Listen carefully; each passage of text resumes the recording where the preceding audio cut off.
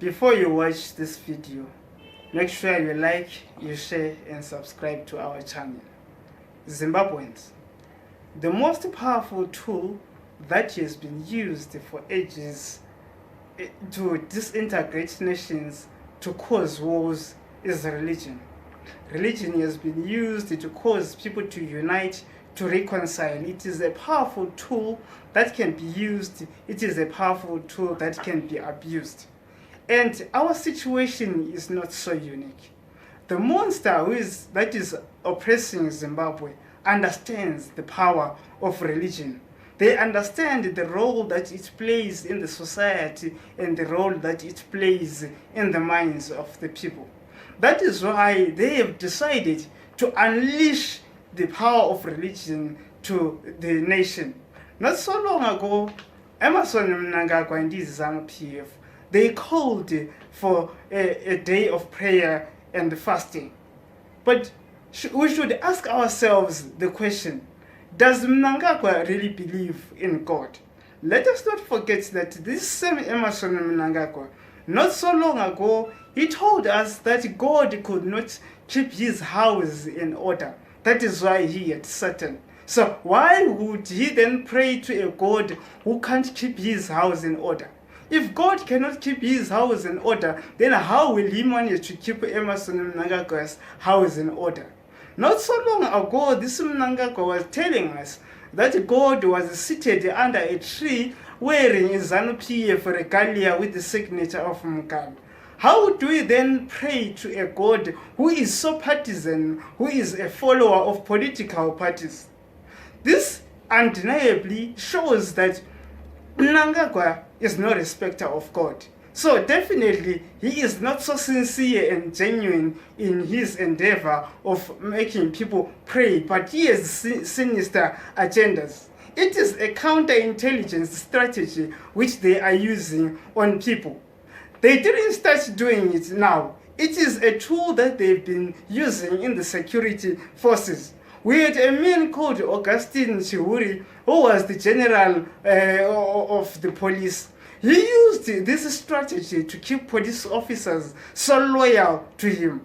Chihuri would go around the country preaching long and arduous sermons which he would force their police officers to attend. Every month Chihuri would go to a province. You'll call for a prayer meeting. You'll preach sermons lasting for 6 to 8 hours. And people will not be allowed to go out of the auditorium where Chihuri will be preaching. You will be preaching so much of dogma. You will be indoctrinating people. You will be twisting scriptures to suit his political narratives that you will be bringing to people. The same Chihuri, together with the then chaplain general, assistant commissioner Doyce, they introduced chaplains at police stations. You should understand that at that point, religion was more important in the ZANU than the policing itself. Policing operations will be suspended because chaplains will be preaching. And these sermons that they kept preaching, there will be so much of dogma. They used the Bible to preach nationalism and patriotism. All this was to impress a sense of guilt upon those police officers who will be standing against the system. They wanted to use religion to make sure that the police remain loyal and they do not revolt against the government. Now they have taken this tool, now they are unleashing it upon the people.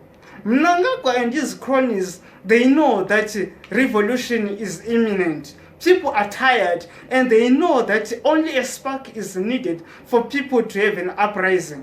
Now they want to use that very religion to make sure that you do not stand up. They want to make sure that people do not raise their heads. So they are taking the very thing that matters to all of us, religion. They are now using God to cause us to feel bad about standing against them. They want us to see them as God-fearing people, yet they are not doing it out of sincerity. We should understand this one thing, that there is no prayer that is going to fix our economy. God does not fix economies. History doesn't have such a record. But the only record that we have is that Nehemiah, when he went to rebuild the walls of Israel after captivity in Babylon, he was carrying with his men spears on the other hand, and on the other hand they used to carry trowels. So they would rebuild Jerusalem. On the other hand, they are carrying spears to defend themselves. That is the only way an economy is fixed. God requires people to stand up and fix their own economies, and He is going to add a blessing unto them. Young man, young woman, I'm speaking to you this very day. I am saying, arise, stand up and go and rebuild your economy. You need to carry a spear on your hand, and on the other hand, you have to carry your trowel of fixing your economy. You need to stand up and fight and defend that which belongs to you. The economy is not of God, it is of men, and God requires men to do their part, and God is going to do his part. Mnangagwa, in his endeavors, he has started roping in pastors and prophets in these prayer meetings which they do. Let's not forget the same Bible tells us that when Babylon captured the children of Israel, Nebuchadnezzar oppressed them, but he did not touch the things of God. But his successor Belshazzar, when he came, he started abusing the vessels of God. And the day he did that, a writing on the wall was seen that his days were numbered, for he had gone too far. It is the same thing that we are seeing today. Emerson Mnangagwa has gone too far. He is now using the vessels of God for his political interests, and the writing is on the wall. He has gone too far. They cannot keep things in order. That is why now they are running around, they are amending the constitution so that they create a supreme ruler, so that they keep things intact. But it is too late. The writing is only on the wall. Young men, it is your time now to stand up and go and fight this system. We need to bring it down, for the writing is on the wall. Jehovah is not on his side. That is why things are no longer intact in his administration. We need to stand up and fight for that which is right. No one is going to fight for us. No one is going to stand for us. No one is going to fix Zimbabwe for us. No one is going to take down ZANU Pf for us. But it is us who should do it for ourselves, for no one is going to do it for us. ZANU Pf capitalizes on fear. They know that we are afraid. We are people who have been intimidated before. We are people who have seen genocide. We have seen Kukuraundi. We have seen the Operation Akutsoku in Shiatsa. We have seen the short-sleeve operations when they were cutting down the hands of our brothers and sisters in 2008. We have seen the killings which they did post the harmonized elections in 2008. We saw the killings of the January 2009 when people revolted. They know that we are afraid, but understand this, that is the only tool that they are holding in their hands: fear. I've been in the security system. I worked in the police general headquarters. I worked in many departments in the police, and I understood this one thing. I understood counterintelligence. Counterintelligence works against an organized system, but it doesn't work where the system is not organized.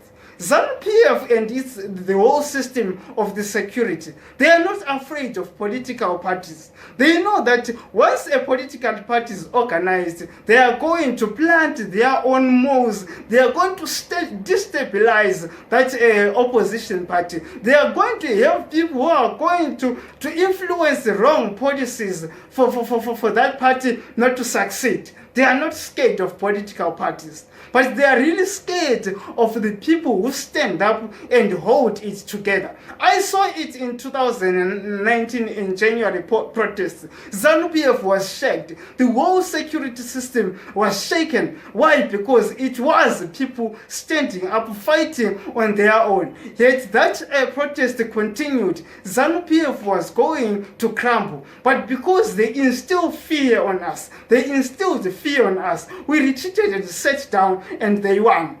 Remember, these people, they are not so many. You combine all the security service personnel, they are not so much over 200,000. Yet we are discussing 16 million Zimbabweans. If we were to stand up and head straight against the police troops, they would retreat. The reason why you find a 21 troop managing to disperse 1,000 people is because of fear. It is what they capitalize on. They beat one person, we run away. I'm a police officer. I'm telling you this. This is the system which they use. They capitalize on fear. When people revolted in Nkulumane, in Bulawayo in January 2019, the support unit stood down. Why? Because it is the people who stood up. It is the people who were fighting against the police service and they couldn't hold.